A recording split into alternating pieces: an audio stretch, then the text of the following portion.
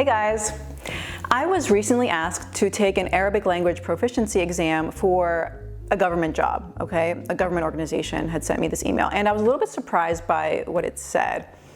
Let me pull it up and read it. During this stage, okay, you need to be tested to determine if you have the required language competency in Arabic. During the test, both your Arabic oral and reading skills will be tested.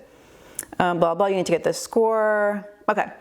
You may choose to test in one or more of the following variants: Modern Standard Arabic, which we know as Fusha, General Arabic, Eastern Arabic, or Western Arabic. I had never in my 7 years of living in Dubai, working with native Arabic speakers from all over the Middle East, never once heard Eastern Arabic versus Western Arabic or general. What's General Arabic? That to me would be Fusha, like Modern Standard Arabic. So I don't know what do they mean by that? And I asked on Instagram, I asked people, I said, what does this mean?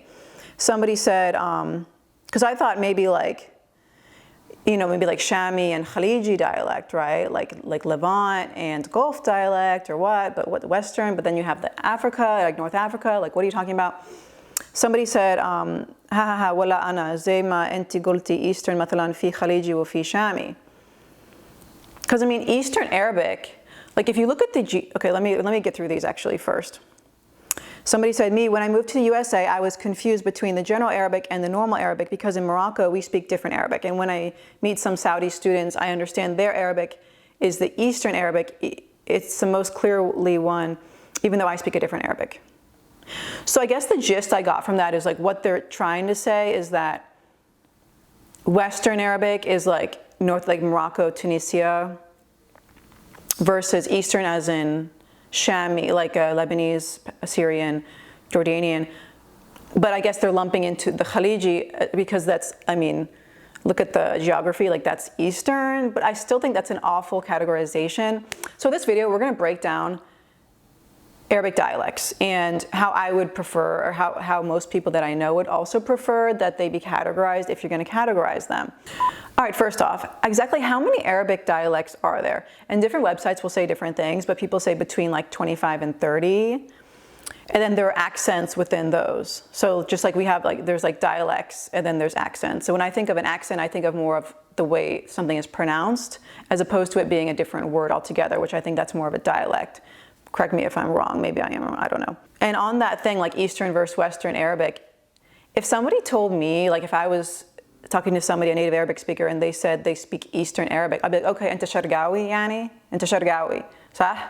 Like it means you're from the Eastern region of Saudi Arabia, you speak lahja shargiya or shay zay kida, right? That's what I would assume. Because I lived in Dubai, I learned Hijazi, I speak more a Saudi dialect than anything else, and that's like to Saudis, I would say to them, if you say you speak Eastern, they'd probably think, okay, he's from the Eastern region, who is Shargawi, right? So you can see how this can be super confusing. Okay, let me show you a graphic of the region that I thought was pretty interesting that I found online. I'm gonna put it up here. And as you can see how the colors are, like the pink and the red, like they're more similar. So those colors, like because they would understand each other. And then just like in Sudan, like you see that's also pink. So people from Saudi and Yemen, like they would also understand the dialects in this northeastern Africa.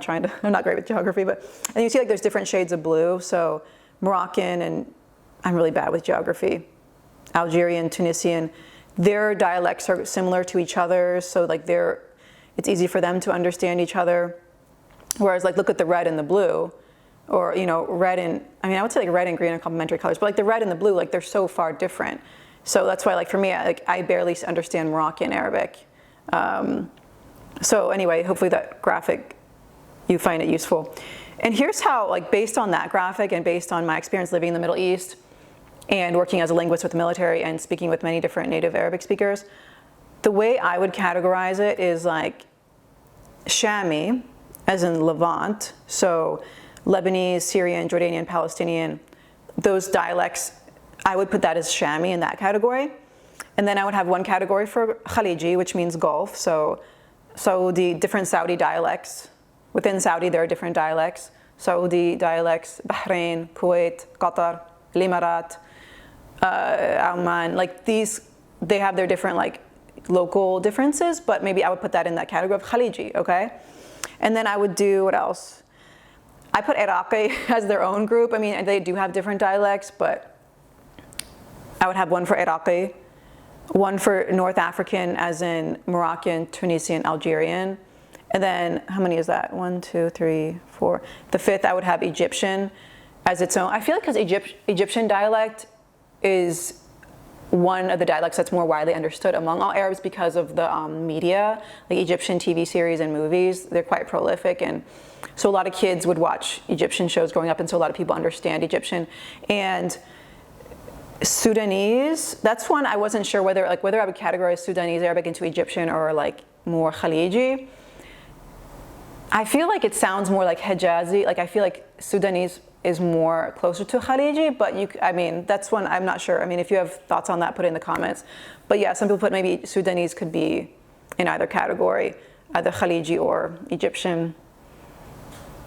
I would put it in Khaliji though, anyway.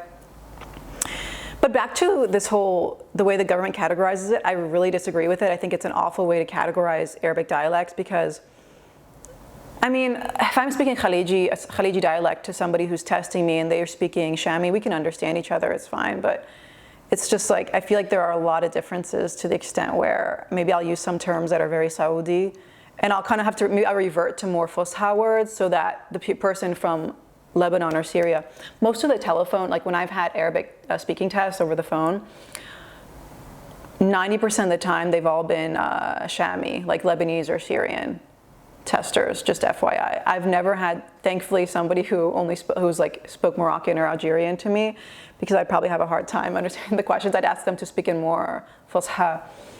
And I've never actually had a Khaliji tester. My whole thing with this is, yeah, it's like, for me, when I see a government organization dividing Arabic into modern standard Arabic, general Arabic, Eastern and Western, I'm just like, seriously? The way that language has evolved, I feel like because of the tribal and the Bedu and anyway, that's a whole other thing. But yeah, I totally disagree with the way that they categorize it as Eastern and Western, because it's so confusing, and native Arabic speakers are like,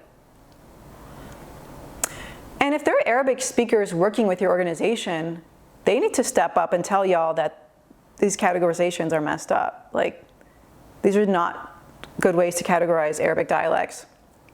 Or you need to hire more native Arabic speakers. I don't know what it is. And that said, also, I took another Arabic test for a different organization earlier this year, and it was also federal government. And the choices that they gave me, this is a little bit better, but what they said to me in the email. Okay, we offer the following dialects for the speaking test. Please let me know which one you would like to test in. Iraqi, Egyptian, Gulf, and then parentheses, Khaliji, Levantine, Lebanese, Jordanian, Palestinian, and Syrian. Which I thought was interesting, because Levantine, that's not one dialect. Like Shami, it's like a family. So it's like saying, would you like a primary color, or would you like red or yellow or blue? You know, like, it's kind of a weird, because yeah, Lebanese, Jordanian, like that is, I would put all those four into the Levantine category. So that's a little weird, but it's still better than the other government prompt that I told you about. But yeah, I mean, the government has to do better in terms of Arabic testing. I'm sorry, guys, but, oh, and then the test that I did take earlier this year, it was Scantron, and for the audio part, they used a CD player. Yeah. Like, literally, it would take you guys, like just hire a contractor. They could do it in like 2 business days, like make this test fully online. But no, you use a Scantron and a CD player to administer a test in 2021. Okay. And regarding what's the difference between general Arabic and modern standard Arabic, I emailed them and I still have not gotten an answer. If I do get an answer, I'll pin it in the comments down below. And so remember how I told you I was given the choice to test in a different dialect of Arabic? I took the reading test yesterday or 2 days ago, and I passed, but I noticed that it was all in Fusha, like modern standard Arabic. So they never really gave me a choice. And then the speaking test I have today, I'll let you know, but I'm assuming it'll just be in whatever language I want it. Like, they're gonna ask me questions in their dialect, and then I'm just going to answer in whatever dialect I prefer is what I'm assuming that they're going to do.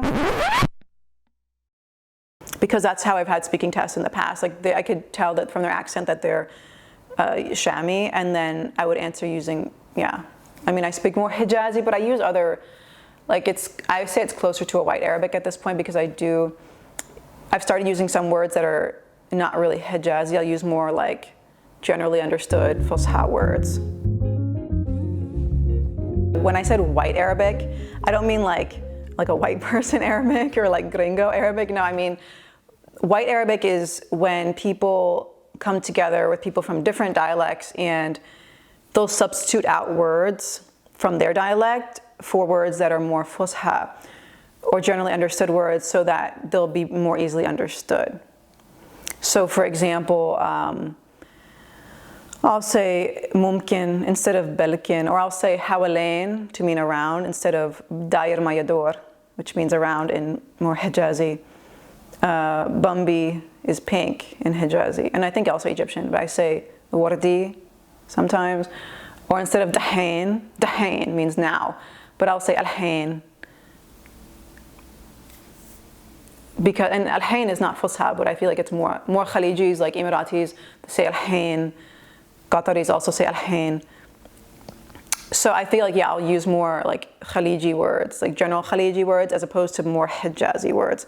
So that's what I mean by white Arabic, is I guess substituting words with something that's more understood by somebody else. And so like if I'm talking to one of my friends who's like from Syria, well, he would substitute words to be more Khaliji when he talked with me. But I would say sometimes like shu or hella to mean now instead of dahain. Shu to mean what instead of ish. So that's white Arabic. All right, guys, thanks so much for watching. I'm curious what you think, if you've tested and they've explained to you what's general Arabic or, you know, Eastern versus Western Arabic. What do you think of those categories? You know how I feel about them, but I'm curious, what do you have to say on this? Put your comments down below. Let me know if you have any questions. Please like and subscribe. Thanks again. Shufkum Garib. See you guys next time.